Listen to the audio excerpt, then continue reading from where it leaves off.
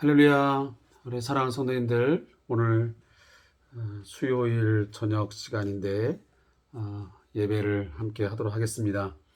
주3 교재 우리 다 같이 72페이지를 참고하시면서 말씀 묵상의 시간을 갖도록 하겠습니다. 요즘 저희 아내가 야간 일을 하기 때문에 저희가 찬송 반주기를 사용할 수가 없어서 불가피하게 찬송은 생략을 하고 말씀을 읽고 우리 함께 은혜를 나누는 시간을 갖도록 하겠습니다. 오늘은 이사야 7장 전체를 함께 읽도록 하겠습니다. 이사야 7장 1절부터 25절까지의 말씀을 16절까지 말씀을 읽겠습니다. 이사야 7장 1절부터 16절까지의 말씀을 함께 읽습니다. 구약성경 975페이지 저와 함께 말씀을 읽겠습니다. 우시야의 손자요 요담의 아들인 유다의 아하스 왕 때에 아람의 르신 왕과 르말리아의 아들 이스라엘의 베가 왕이 올라와서 예루살렘을 쳤으나 능히 이기지 못하니라. 어떤 사람이 다윗의 집에 알려 이르되 아람이 에브라임과 동맹하였다 하였으므로 왕의 마음과 그의 백성의 마음이 숲이 바람에 흔들림같이 흔들렸더라. 그때에 여호와께서 이사야에게 이르시되 너와 내 아들 스알 야숲은 윗못 수도 끝 세탁자의 밭 큰 길에 나가서 아하스를 만나 그에게 이르기를 너는 삼가며 조용하라. 르신과 아람과 르말리아의 아들인 시임이 노할지라도 이들은 연기나는 두 부직갱이 그루터기에 불과하니 두려워하지 말며 낙심하지 말라. 아람과 에브라임과 르말리아의 아들이 악한 꾀로 너를 대적하여 이르기를 우리가 올라가 유다를 쳐서 그것을 쓰러뜨리고 우리를 위하여 그것을 무너뜨리고 다부엘의 아들을 그 중에 세워 왕으로 삼자 하였으나 주 여호와의 말씀이 그 일은 서지 못하며 이루어지지 못하리라. 대저 아람의 머리는 다메섹이요 다메섹의 머리는 르신이며 65년 내에 에브라임이 패망하며 하여 다시는 나라를 이루지 못할 것이며 에브라임의 머리는 사마리아요 사마리아의 머리는 르말리아의 아들이니라. 만일 너희가 굳게 믿지 아니하면 너희는 굳게 서지 못하리라 하시니라. 여호와께서 또 아하스에게 말씀하여 이르시되 너는 내 하나님 여호와께서 한 징조를 구하되 깊은 데에서든지 높은 데서든지 구하라 하시니 아하스가 이르되 나는 구하지 아니하겠나이다. 나는 여호와를 시험하지 아니하겠나이다 한지라. 이사야가 이르되 다윗의 집이여 원하건대 들을지어다. 너희가 사람을 괴롭히고서 그것을 작은 일로 여겨 또 나의 하나님을 괴롭히려 하느냐. 그러므로 주께서 친히 징조를 너희에게 주실 것이라. 보라 처녀가 잉태하여 아들을 낳을 것이요 그의 이름을 임마누엘이라 하리라. 그가 악을 버리며 선을 택할 줄 알 때가 되면 엉긴 적과 꿀을 먹을 것이라. 대저 이 아이가 악을 버리며 선을 택할 줄 알기 전에 내가 미워하는 두 왕의 땅이 황폐하게 되리라. 아멘. 자, 오늘 함께 읽은 본문 7장 1절부터 9절까지의 말씀은 아하스 왕을 향한 예언이라는 제목으로 쓰여진 본문입니다. 이 부분에 보면 요담의 아들인 아하스 왕 때 북이스라엘과 아람의 연합군이 남유다를 공격해 오자 왕과 백성의 마음이 크게 흔들립니다. 하나님은 이사야를 통하여 아하스 왕에게 두려워하지 말라고 권면하십니다.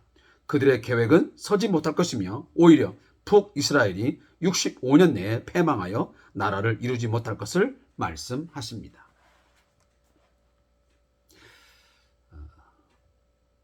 성경은 비역사적인 책이 결코 아닙니다. 허구이거나 신화 또 허무맹랑한 이야기를 써놓은 책이 결코 아닙니다. 성경은 분명 역사적입니다. 역사성을 반드시 갖고 있습니다. 하나님은 이 우주와 이 세상의 역사 속에서 그의 다스림을, 그의 통치를 어떻게 실현해 나가는지를 아주 구체적으로 또 역사적으로 그것들을 기록해 놓은 것이 성경 66권입니다. 따라서 이 선지서 또 역사서의 내용들을 우리가 제대로 파악하려면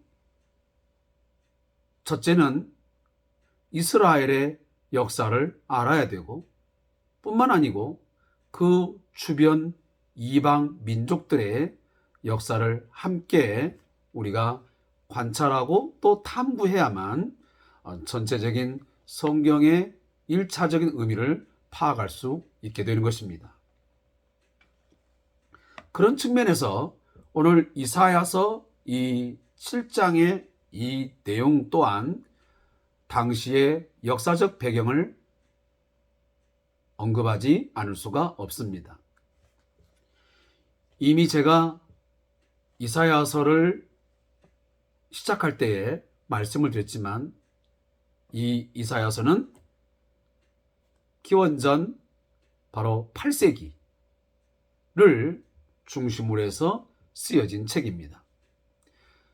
특히나 이사야가 활동하던 당시는 우시야 왕이 이제 활동을 시작하게 되고 그 두 번째가 뭐냐면 요담 왕이었고 그 다음이 아하스 왕이었고 마지막은 히스기야 왕까지 네 왕에 걸쳐서 이사야가 활동했다라고 하는 것을 1장에서 이미 말씀을 드렸습니다. 그런데 오늘 7장에 들어가 보니 우시야의 손자요 요담의 아들인 유다의 아하스 왕 때라고 당시의 시대적 배경을 말씀하고 있습니다.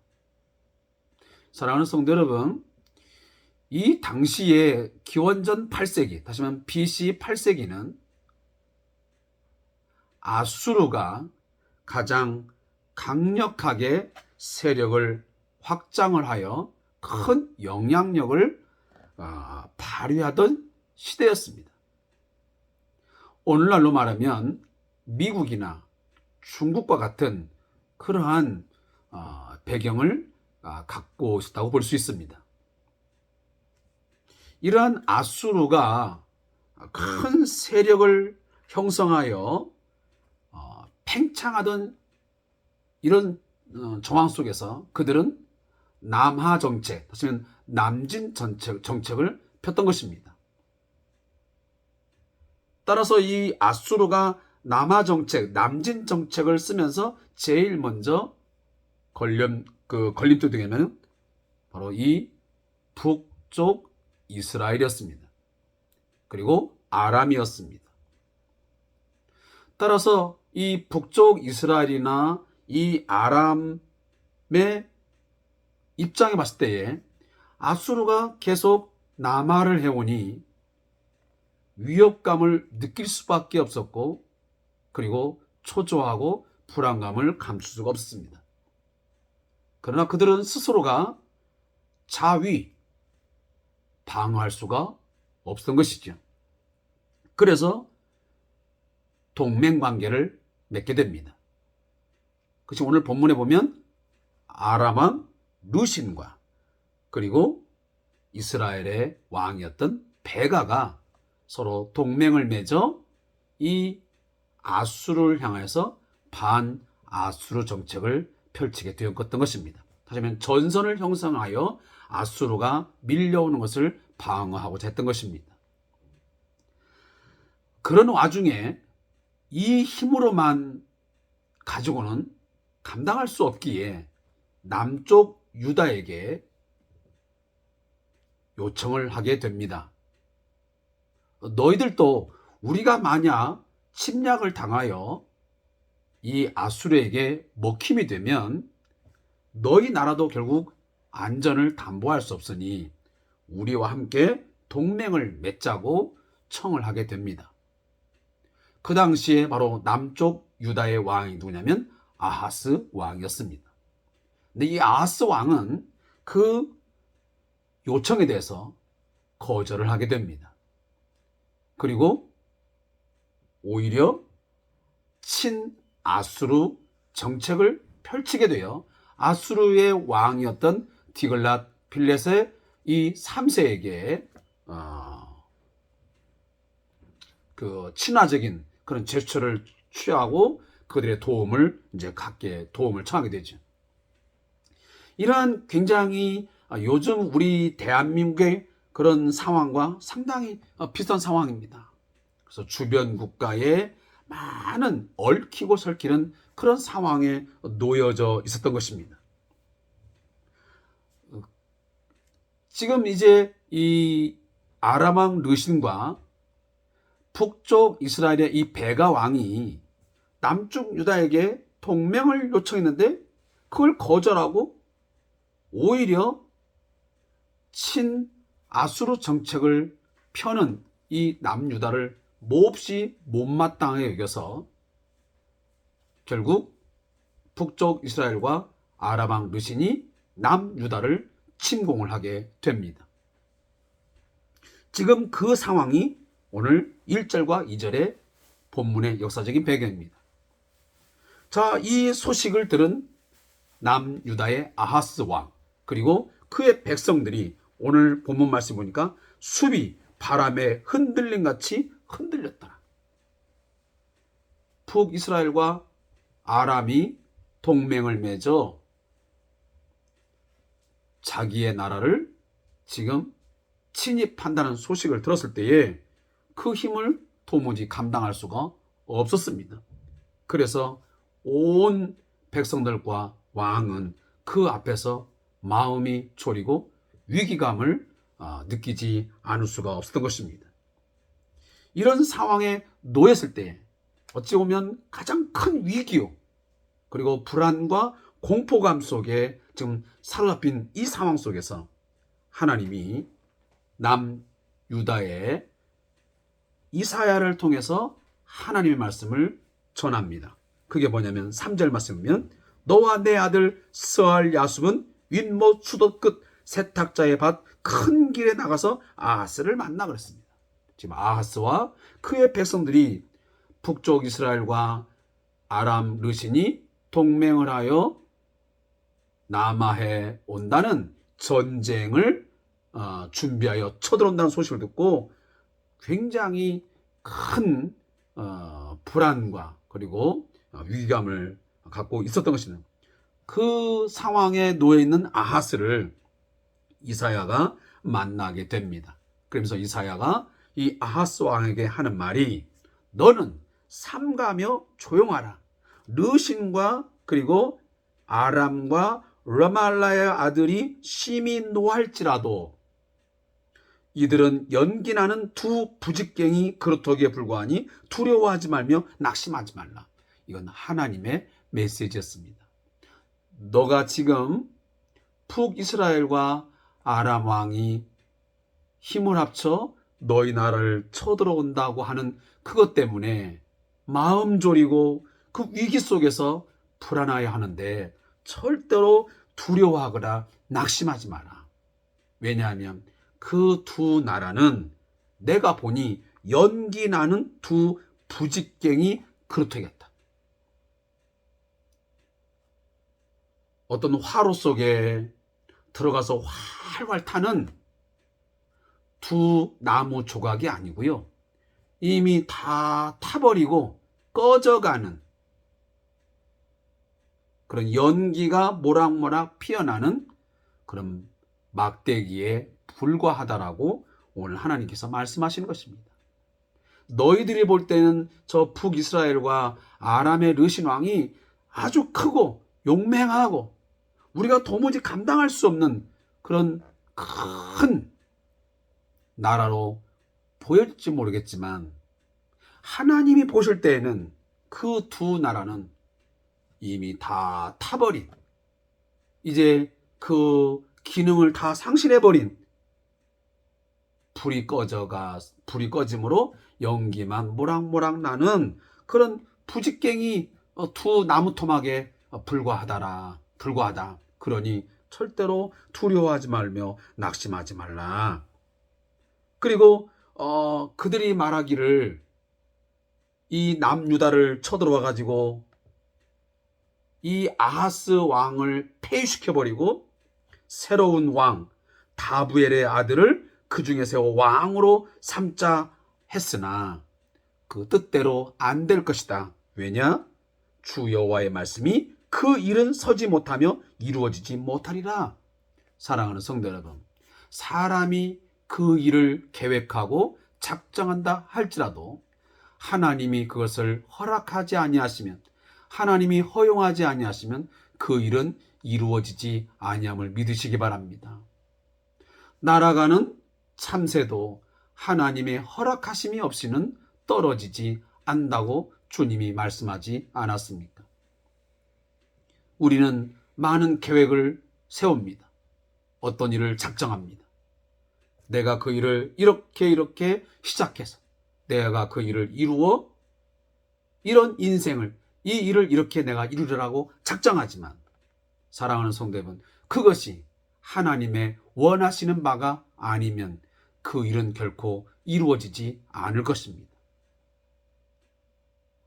한 가지 더 말씀드린다면, 누군가가 나의 삶을, 우리 교회 공동체를, 또 우리 한국 이 사회를 무너뜨리려고, 쓰러뜨리려고 다양한 방법을 통해서 공격하고 우리를 유혹하지만 하나님이 지키시고 하나님이 보호하시면, 하나님이 그들의 그 계략을 허용하지 아니하시면 그 일은 결코 이루어지지 않을 것입니다. 오늘 하나님은 아하스 왕에게 그것을 말씀하고 있습니다. 네 눈으로 볼 때는, 인간의 눈으로 볼 때는 그들의 그 계략이, 그 전쟁의 모든 그 스토리가 그대로 이루어질 것 같지만 그것은 하나님이 원하시는 바가 아니기 때문에 그 일은 결코 서지 못하며 이루어지지 아니라고 분명히 오늘 말씀하고 있습니다. 그러면서 오늘 하나님 뭐라고 말씀합니까? 만일 너희가 굳게 믿지 아니하면 너희는 굳게 서지 못하리라. 내가 지금 한 말을 너희가 굳게 믿으면 너희가 굳게 서겠지만, 내가 한 말을, 하나님이 하신 말씀을 믿지 아니하면 너희는 결코 서지 못하고 무너지게 될 것이라고 오늘 말씀하고 있습니다. 사랑하는 성도 여러분, 믿는 대로 될 줄로 믿습니다. 하나님이 말씀하시면 내 눈에 그 일이 안 될 것 같아도 하나님이 원하시면 되는 것이고, 내가 그 일이 될 것 같지만 하나님이 원하지 아니하시면 그 일은 서지 또 이루어지도 못한다는 사실을 오늘 말씀을 통해서 다시 한번 깨닫는 귀한 시간 되기를 소원합니다. 결국은 그 예언대로 그것이 훗날 이루어졌습니다. 그리고 또한 오늘 7장 10절부터 16절에 보면 친히 주신 징조라는 이 표현이 나옵니다.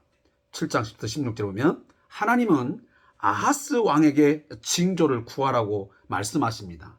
그러나 아하스는 이를 거절하고 주님께서는 친히 이렇게 말씀하십니다. 처녀가 잉태하여 아들을 낳았는데 그 이름을 임마누엘이라 하리라.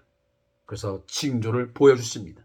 이러한 징조를 통해서 하나님께서 택한 백성을 도우실 뿐만 아니라 당시 유다를 침략한 아람과 북이스라엘도 궁극적으로 멸망하게 될 것을 말씀하십니다.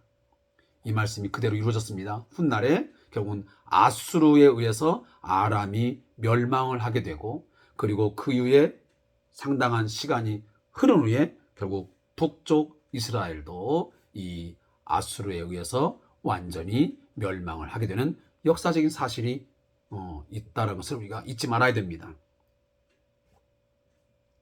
오늘 아하스가 한 말을 들으면 굉장히 신앙적인 말처럼 들립니다. 분명히 이사야는 아하스에게 얘기합니다. 결코 이 남유다, 당신의 나라가 멸망하지 않을 것입니다. 망하지 않을 것입니다. 두 나라가 동맹하여 이 나라를 쳐들어오고 있지만 하나님이 반드시 지키실 것입니다. 그러니 두려워하지 말고 낙심하지 마십시오. 그리고 하나님을 믿으십시오. 자, 그러면 당신의 나라가 멸망하지 않는다는 그 징조를 하나님께 한번 구해보세요. 그 표적을 구해보라고 이사야가 아하스에게 요구를 하니까 이 아하스 왕이 단호하게 거절합니다. 나는 징조를 구하지도 아니할 것이고 나는 하나님을 시험하지도 않을 것입니다. 굉장히 믿음이 좋은 사람 같은 답변이잖아요. 그러나 그것은 사실 그 내용을 들어가 보면 그렇지 않습니다. 이 아하스의 마음속에는 이미 어떤 마음이 있냐면 하나님의 말씀에 대한 철저한 불신앙이 담겨져 있습니다. 그렇기 때문에 내가 징조를 구할 필요가 없습니다. 나는 그것을 믿지도 않습니다. 결국은 누구에게 도움을 요청합니까? 그건 아수르에게 도움을 요청하거든요. 하나님이 말씀하셨으면 그 하나님의 말씀을 믿고 견디고 방어하면 될 것을 그는 자기 눈에 힘으로 보여지고 현실적인 도움이 될 만한 그 아수르에게 쫓아가서 도움을 청하게 되는 것이죠. 그것을 이사야가 매우 강하게 책망을 하십니다. 네가 하나님을 믿지 못하고 그 이방 나라인 아수르를 불러들였다고 책망하지 않습니까? 사람은 그런 경우가 참 많습니다. 하나님이 아무리 말씀하셔도 내 눈에 당장 도움이 될 것 같고 내 손에 잡히는 그것을 훨씬 더 신뢰하고 더 나의 문제에 대해서 그것이 풀어줄 것처럼 더 매달리고 거기에 마음이 더 쏠리는 그런 경향이 누구에게나 있는 것 같습니다. 내가 돈을 의지하지 않아도 사람을 의지하지 않아도 하나님이 일하심으로 일을 처리하면 좋을 것을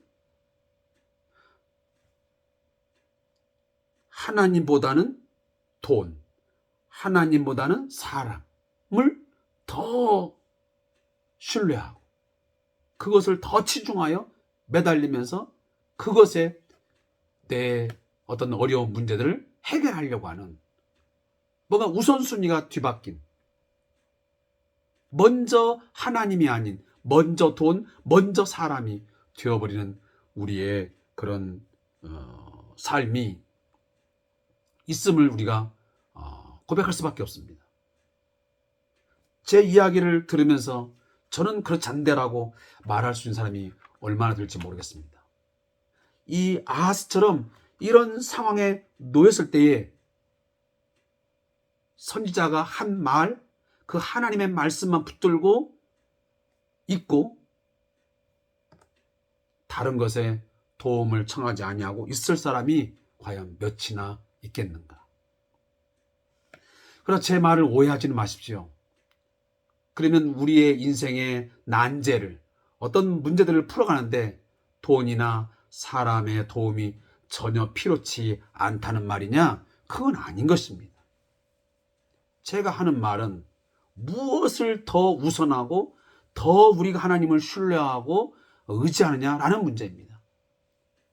우리가 하나님을 먼저 신뢰하고 하나님께 모든 걸 내어 맡길 때에 하나님은 어떤 사람을 통해서 또 어떤 다양한 방법을 통해서 그 문제들을 해결할 수 있도록 때로는 돈도 때로는 어떤 권력도 다양한 방법을 통해서 우리를 그 문제에서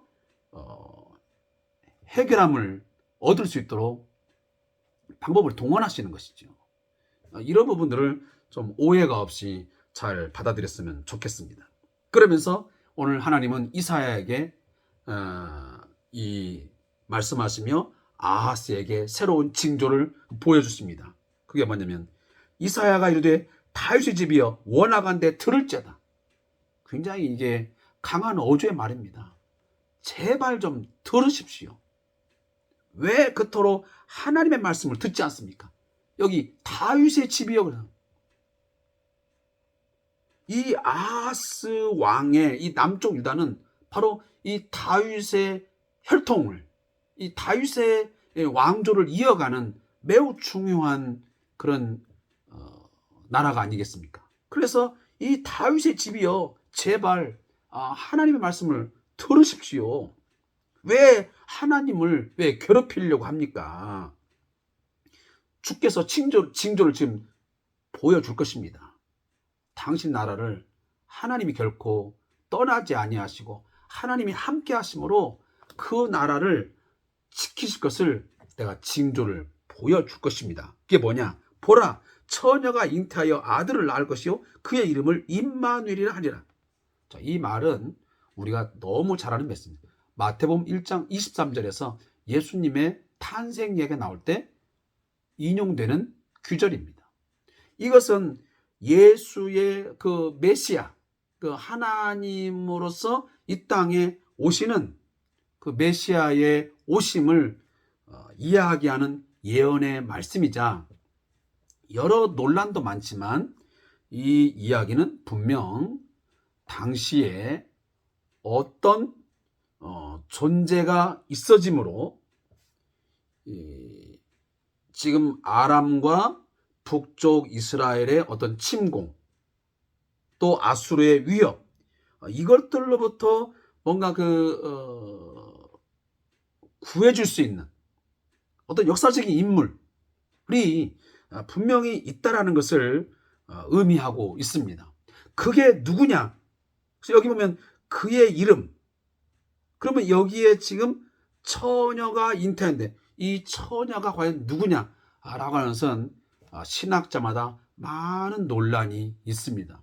그러나 분명한 것은 1차적으로는 그 당시에 어느 집안을 통해서 하나님이 어떤 자녀를 있게 하심으로 그를 통해서 하나님이 그들과 함께 하심을 보여주는 어떤 징조가 있었을 것이고, 더 나아가서는 이 말씀은 장차 메시아가 이 땅에 오심을 통해서 모든 백성을 구원한다고 하는 그런 2차적인 의미들을 담고 있습니다.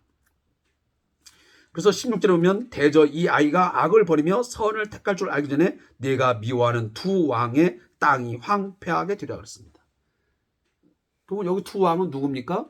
바로 북쪽 이스라엘 왕과 그리고 아람 왕 르신 이 왕을 의미하는 것입니다. 그래서 이 아이가 선을 택할 줄 알기 전 거의 한 3살 정도라고 그렇게 이제 보통 주석책에 나와 있는데 그 한 3년 안에 이 일들이 이루어질 것을 말하는 것을 의미한다고 하는 것입니다. 아무쪼록 그런 내용들을 우리가 함께 좀 공부를 하고 넘어가겠습니다. 저자의 묵상을 읽고 오늘 큐티를 마치겠습니다. 선자를 통하여 주시는 말씀을 받아들이지 않고 불신앙을 보이는 아하스에게 하나님은 거듭하여 말씀하시며 또한 친히 징조를 주십니다. 하나님의 은혜의 적극성을 보여주는 말씀입니다. 인간이 불신앙을 보이고 멸망의 길로 갈 때 하나님은 그 백성을 내버려 두시지 않으십니다. 적극적으로 개입하셔서 도우시고 인도하심을 알 수 있습니다. 예수 그리스도를 보내심도 그렇습니다. 신약은 우리가 아직 죄인 되었을 때 그리스도께서 우리를 위하여 죽으셨다고 기록합니다. 로마서 5장 8절입니다. 이 말은 우리가 옳은 길을 가는 것이 아니라 그릇 행하여 각기 죄인의 길을 갈 때에 그리스도께서 우리를 위하여 죽으셨다는 뜻입니다. 하나님의 은혜가 없었다면 우리 중 한 명도 구원을 받을 수 없었을 것입니다. 오늘 우리는 이러한 하나님의 은혜에 감사하는 삶을 살아야 합니다. 하나님의 강권적인 은혜가 오늘의 나를 있게 만든 원천임을 잊지 않고 감사와 찬양을 올려드리는 성도가 되어야 합니다. 묻기도입니다. 하나님, 우리의 반항에도 불구하고 우리의 불신앙에도 불구하고 계속 은혜를 베풀어 주시니 감사합니다. 크신 은혜를 힘입어 날마다 구원을 경험하게 하소서. 아멘. 오늘 또 주3 교제를 통한 말씀 묵상 또 수요 예배에 함께 해주신 성도님께 감사의 말씀을 드립니다. 고맙습니다.